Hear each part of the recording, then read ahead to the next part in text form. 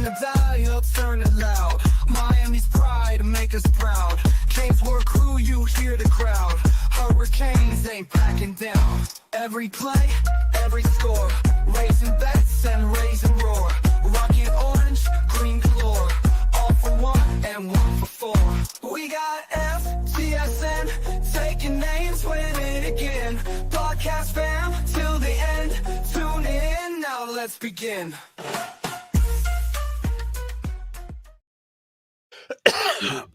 What is going on, Canes fans? It is your boy Brad Tejeda, host of the CanesWear Daily Podcast, only on FTSN.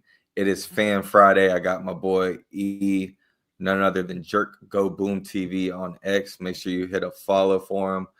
Man, we always chop it up and talk a little Hurricanes football pretty much every single day, on and offline. And we also talk a lot about some of these recruits and recruiting that's been going on. So that's going to be pretty much today's big topic on the show, just getting our point of views of what's going on in the realm of recruiting right now. Because if you go on X or Instagram or the social media boards and whatnot, it seems like recruiting is up there with the biggest. You even saw Pat McAfee have his first live recruitment, yesterday, as far as a guy announcing his decision. So we'll dive into a little bit of the recruiting. But before we do, E, man, what's up? Man, I can't call it, man. What's going on? Excited to have some football back this weekend. Yeah, I know, right? We had a bye this past week. Got to see some other schools, barely get a W. A team like Oregon that was hyped up all year. Barely beat a 5-5 Wisconsin team, won by 3 points. But, you don't see them getting the same hate and bash and treatment on media platforms like Miami. But as we know, the U gets hated on in a different way. You see it not only with the team, but obviously with a Heisman candidate in Cam Ward that people obviously have mistaken what he's been doing this year. And I think, talking a little bit about this Wake Forest matchup tomorrow, I don't know about you, man, but I think this will be a Cam Ward show. He's going to definitely put up some numbers on his end. I think the defense is going to be the question. I'm never worried about Cam Ward or the offense or our execution of them being able to get back on the wagon. As I said, the beginning of the season, the middle of the season, now it is it's up to the defense. I hope they fix their communication issues, their alignments, and things like that. If our defense can shore up, I think we can make a run here when it counts the most. And that's what matters. Either we're going to make the run or we aren't. I believe we are. Yeah, and I think part of that, when you look at Wake Forest and kind of the bread and butter for their offense, which really isn't much. They're a team that used to average like 13, 14 points last year, and now they're probably averaging about 28, 30, which is really good for a team like them. But one of the basis of their concept on offense is that slow mesh, right? And that what it means is for non-football fans that don't really watch football is, in a sense, they're trying to sucker in those linebackers as much as possible by getting the running back in a sense to where it makes them kind of pounce in and thinking that it's always going to be a run opportunity. And then they kind of pull that ball out similar to a RPO. And that's when they really are able to elude a defense. And that has been one of the biggest, things that Miami has been hurt by all year is the linebacker play.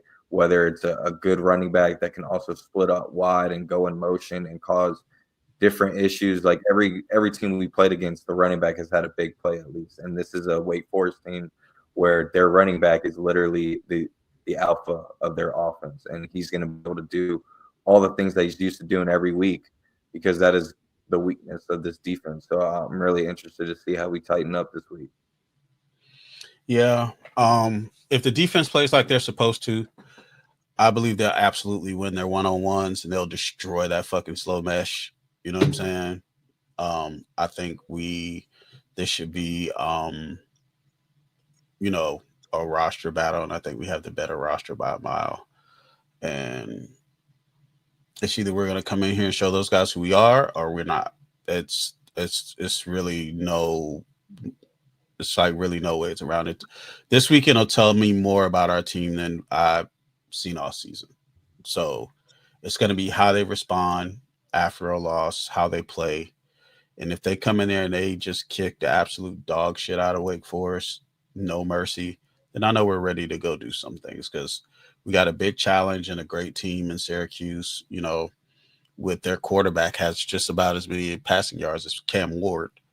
Um, and then if we win that game, then it's we have to go and play SMU, which is going to be a race. Yeah. So yeah. Yeah, man. Yeah. Hopefully, we get these next 2 W's, and then you and I can head over to Charlotte.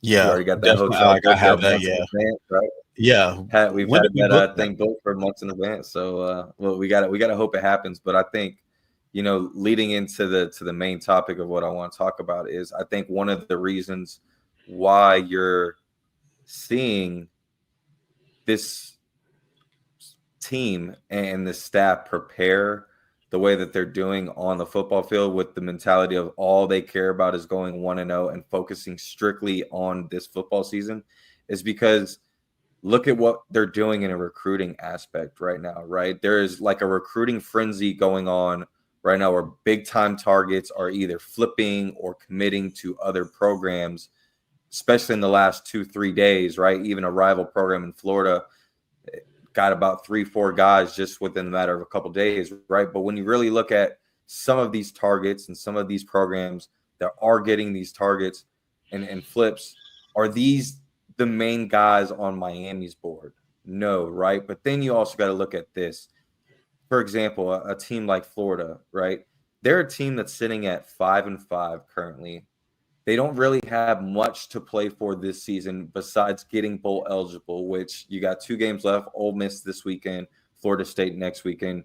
It's pretty obvious you're probably going to at least make a bowl game because you're going to beat Florida State, right? But then rewinding, right, before the season even started, before Miami even took care of business in the swamp and got the W on the football field, which, again, recruits that we're going after are not going to forget that loss, right? Even though it was all the way at the beginning of the season, they're not going to forget, even though they may be committed to one school or, looking to go to Florida, they're not going to forget what Miami did in the swamp. I damn sure don't. You go on social media, you turn it on YouTube, it was a clear ass whooping, right? So they're not going to forget that. But before the season even started, Ole Miss was ranked pretty high, right? And this was a Florida team that had probably the hardest schedule in college football, right? So the expectations were maybe to get 7 wins, right? And this was an Ole Miss team that they were going to play at home, and you knew that was probably going to be the biggest crowd, the biggest turnout that you're going to get throughout the whole season because of the ranked opponent, regardless of what your ranking or what your record is. So leading up to a game like Ole Miss, if I'm a school like Florida and Billy Napier, who has a lot of pressure on him, right? You're going to want to get as many talented guys at that football game to where even if you do have the opportunity to pull up the upset, just like you did last weekend against LSU, Not a it good will do football team. nothing but maybe benefit you. It'll do nothing but maybe benefit you and your school for next season, because on the field after that, you're not really going to be able to benefit more elsewhere, because at most you're going to get like the lowest bowl game possible. And yes, you win a bowl game, and yeah, congratulations. But this would be a very good setup opportunity to where if you want to sway some big time recruits your way, right?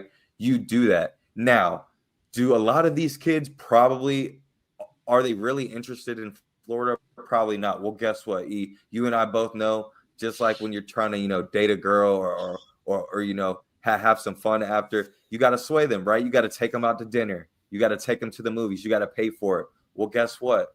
Florida, the fan base, the boosters, they had a lot of money aside just a couple of months ago because they were ready to can Billy Napier, right? Well, now Billy Napier is starting to prove himself. He's starting to get the fan base, the boosters, to believe just a little bit, right?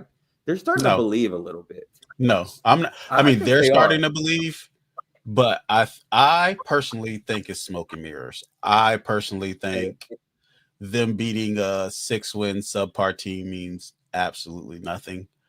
I believe that them keeping Billy Napier is the best thing for the other programs in the state.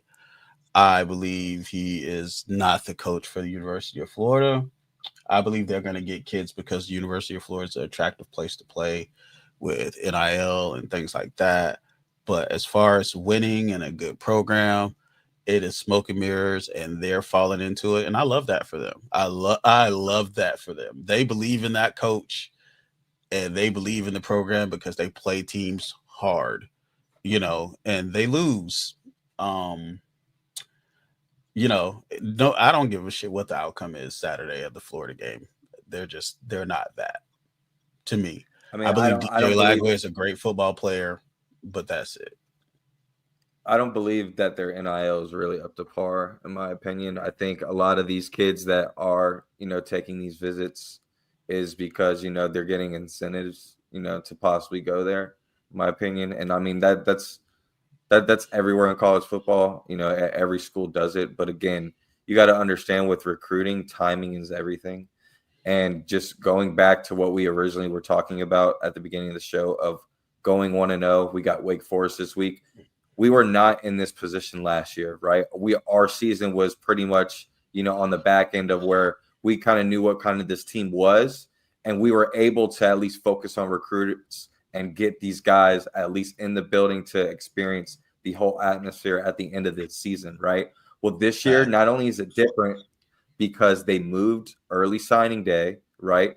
That which Hmm. already messed up pretty much any team that is contentions to a playoff or wanting to think the big picture, which is on the football field and trying to win a championship or a conference championship. You're not worried about recruiting in this time of year because this is where really you need to buckle down and continue to win. And guess what, folks? We're right where we need to be. We got to buckle down and we got to win these next two games. So we're not worried about recruiting right now. Not to mention, you got Mario Cristobal. You think he's ever worried about recruiting? He's not stressing this. He Never in knows life. that he's always gonna have that wild card, right? Me and my kids, we love playing Uno. When you got that wild card, anything goes.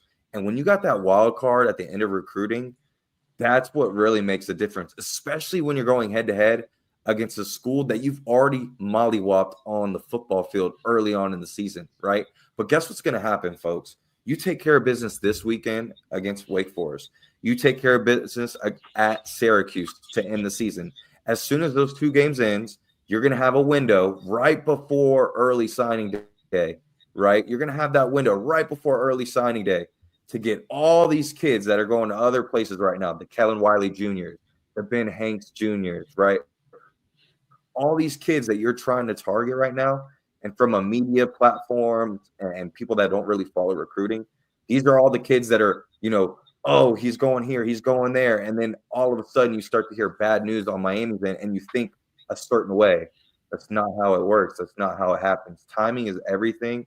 And as long as Miami takes care of business on the football field, all these names we're talking about, we're going to be able to have these guys in our class. And every year this happens, right? At the end of recruiting cycle, there's certain schools that think they have a leg up on Miami, and Miami comes in at the end and does what they do best. And I mean LSU. Look at LSU for example. They just lost their number one target recruit at quarterback, right? Who just flipped. They got another top guy that might possibly flip in DJ Pickett. And guess who is one of the key teams that has been They lost leading the up to wide that receiver recruitment today from as well. Well, no, they haven't. They got the crystal ball flipped from LSU to Michigan for a wide receiver. yeah. So it looks like that wide Yeah, it receiver is hasn't going to happened. go. Hasn't happened yet.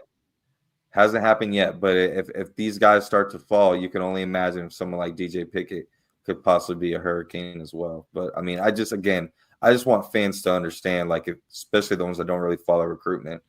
You got to understand what really goes into it behind the scenes, and what really matters right now is winning on the football field. We have never won an ACC championship. Let's get to that opportunity. We've been top 10 in recruiting I hate to each and sound every year. pathetic. I We can hate to do that. sound pathetic, bro. But if we won an ACC title, that would be so huge for me. I'm gonna celebrate like, bro. It's just been a Absolutely. long time coming, and playoffs are going to be playoffs. I would love to make a run. Anybody can lose to anybody, but my focus right now is winning Saturday, and then winning the following Saturday, and then we'll worry about the next. You know what I mean? Yep. So then we'll worry about December 7th, and we'll worry about I plan on being there. So, and I've been planning on being. I've been planning on being there. I booked my hotel in what was it? March, July, April. March? Yeah, I don't know. It was way before the season started. Spring game. We booked Yeah. our ticket. Yeah, we booked our Yeah. hotel Spring spring game. game. Yeah. And so I've before Cam Ward took a snap at Miami. I believe we were going there. I love to see that come to fruition and not only go there but win, because SMU is not world beaters. We Correct. can go But there they are going to be and playing with a chip on their shoulder for sure. tough. I mean, they're the SMU Hurricanes, of course. Exactly.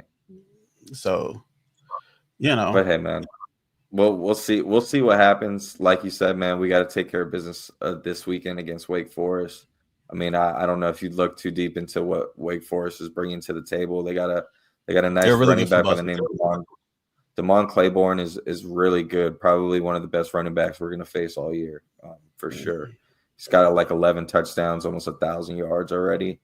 And their quarterback is a guy that's been around college football for a while. This is now his third program at Wake Forest. He does, he's turnover prone as well. So maybe this could be an opportunity where the defense can maybe get some turnovers. But our D line is going to have to be able to pin our ears back and fill in those gaps. And the linebackers, especially, man. Kiko Mainoa, you thought this guy hasn't gotten tested before. This is a team in Wake Forest that our weakness in that middle linebacker position is. He's going to be up against it. That's the kryptonite for Wake Forest. Yeah, either he's going to earn his money this weekend or he's going to lose it. Yeah. So earn your money, big fella. I tell you what, speaking of earning money, we all know that our guy Cam Ward has definitely been earning his money throughout the season. Who's another guy on your list, E, that you feel like has definitely like deserved the money in a sense, in quotes? Daryl Porter Jr. Interesting. Daryl Porter Jr. Okay. Tell me why. Look at the numbers. Numbers don't lie. Yeah, numbers don't lie. Do you think all right, so obviously he's a senior, I believe, right? No, or he might be a redshirt junior. He's a senior. He's a senior? I don't know. Mm-hmm. I feel like he should be with all this COVID and all these different he's definitely a senior. To be able to get, he's walking tomorrow. he's tomorrow. graduating. Yeah, he's graduating, right? Yeah, but he's doing the senior day thing tomorrow. Okay. Yeah. So he's been around for a while, obviously. He's been quietly, and when I say quietly, he's been quietly the best DB we have back there. I know OJ gets a lot of clout and things like that because he's a freshman and stuff like that. But unsung Daryl Porter's held down the other side. It hasn't been just OJ, you know what I'm saying? Like holding down it. Daryl, who's been bombing on Daryl Porter? OJ gets a lot of credit because he's a freshman and he's playing amazing and lights out. But look at the other side. Daryl Porter, and it's widely, I'm not trashing my team. I love my team, but it's been widely seen and known that the problems in the defense is on the back end. What about our corners? All of our corners have been, all of them, but especially Daryl Porter. Nobody's played as good as him this season on our defense. As far as he's gonna make a roster. He's gonna get drafted. He's gonna look amazing, bro. No, I can't disagree with that. Absolutely. There's gonna be a lot of kids on this roster that are either going to be seniors and leaving the program or just unexpected guys that are going to end up wanting to transfer and test their waters elsewhere. And unfortunately, that's just the name and game of the realm of college football. And I hope fans understand, like, don't get too invested in some of these guys that you're hoping for opportunity to see next year, because they may already have made their decision, right? And I think if we do win out these next 2 games and we continue to do what we do, especially on offense, there's going to be guys that you've been wanting to see the opportunity for, and they're already going to maybe put their name in the portal, before even those bowl games, right? Because that's kind of when a lot of the transfer portal shake up. People end up, opting out of the bowl so they can test the waters at other programs, because they're already not getting that opportunity there, right? You're going to get some surprise names as well.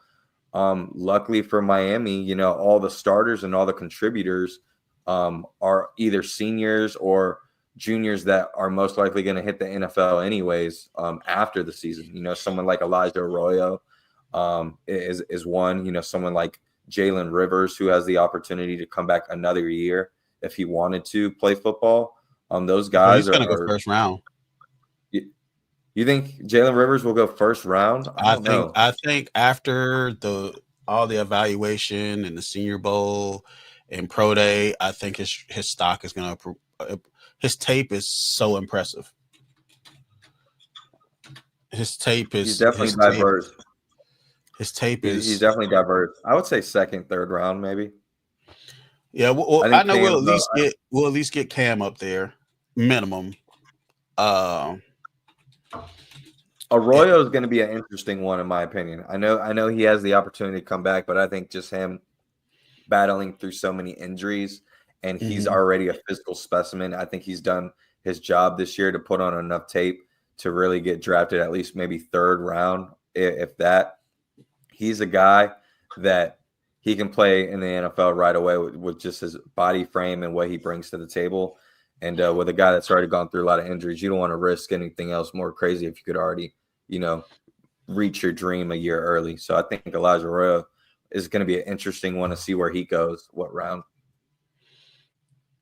I think he'd be second, third round as well. Yeah, I mean, Damian Martinez, right? He's a junior that could come back if he wanted to. But again, I think another guy that running backs, that window's small as is. Don't have a lot of shelf life. They take a lot of punishment, and he's a punisher. He's put on plenty of tape. Yeah, plenty of tape. He had enough tape last year, honestly. Yeah, no, for sure. And all these guys we're talking about, are juniors, right? We're not even talking about the seniors that are going to already have to lead, like a Daryl Porter, to your point, Cam Ward, obviously, and then you got Zach Carpenter, X. Jacoby George, right? And what's going to happen with someone like Sam Brown Jr., right? He's a guy that's a junior that could come back another year if he wanted. But if I'm him, he's another guy that has already put on some tape at Houston. He's put on pretty decent tape at Miami, and we still got time left to where if he could continue to build on what he's doing, he's a guy that may want to test the water. 3, 4, possibly 6 games to – yeah.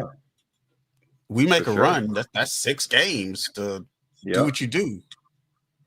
Exactly. I mean, that's really. I mean, I just named your top. I mean, 4 out of your 5 receiving core, when you look at the box score and just when you watch the tape, are all going to probably leave after this year. Arroyo, X, George, and Sam Brown. That's 4 out of the 5 without Horton, huh? Yeah, it's going to look different next year. For sure. I mean, what, you bring back JoJo? Put it on tape, record it, write it down, take a picture, screenshot it right now. We still kicking Florida ass again. Oh, yeah, for sure. I don't care. Absolutely. They was talking before the game. They were talking after the game. They're talking now like, oh, we beat you guys right now, bro. Shut up. You lost by 40. DJ Lightweight is giving those guys all the hope when really before the season started.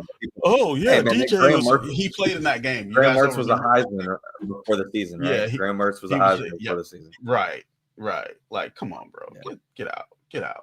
Be real. Yeah, man. They forget a lot, man. Unfortunately, they're ranked number 27 in the recruiting class. We're a top 10 recruiting class, and we got a lot more to play for this season. And they're hoping they could pull up an upset against Ole Miss and maybe get some guys to jump on board. But unless Ole Miss plays the worst game I ever seen in the history of college football, I just don't foresee Ole Miss going in there losing to that Florida team. They don't do anything good on offense. Even in the LSU game, they didn't beat LSU. LSU beat LSU. They were just really opportunistic. They were there when they were supposed to be there. They took advantage of what they were supposed to take advantage of. I just don't see anything good about this Florida team. Just nothing says. If it was like, I'm a football guy, I would say like, hey, they got good quarterback play. Or they got, I just don't see it. I don't see anything that they do well enough to beat, this LSU team. I mean, this Ole Miss team. I just don't see it. Well, I'll tell you what, E, one thing I do see is a lot of great gear over at CanesWear.com. The best shop to shop all your Miami Hurricanes. I gotta order my starter jacket for Charlotte. It's gonna be cold. Hey, they got both reversible. They got the white and black, white on one side, black on the inside. Yeah, that's the one I need. On one side, one on the orange, man. You get two for the price of one. Make sure you go to CanesWear.com. Like I said before, man, Hurricanes, Marlins, Inter Miami, Dolphins. I mean, Tua is starting to get a couple wins under his belt. Let's see what the Dolphins do. But any year South Florida sports apparel, make sure you go to CanesWear.com for that. They're going to be open very early tomorrow morning, I believe 7 a.m. To kick things off before the football game at 12 over there at Hard Rock Stadium. So make sure y'all go out and support the team for Senior Day. And guys like Cam Ward, man, last opportunity to possibly see him in Hard Rock Stadium unless we went out and get to the playoffs to the second round. So make sure y'all support the boys. E, any last words before we head out? Beat Wake Forest. Go Canes. Be Wake Forest, indeed, man. Let's continue to get that 1-0 mentality each and every week and get this dub. Listen to Brad Zaheda, E, CanesWear Daily Podcast, only on FTSN. Make sure y'all hit that like and subscribe.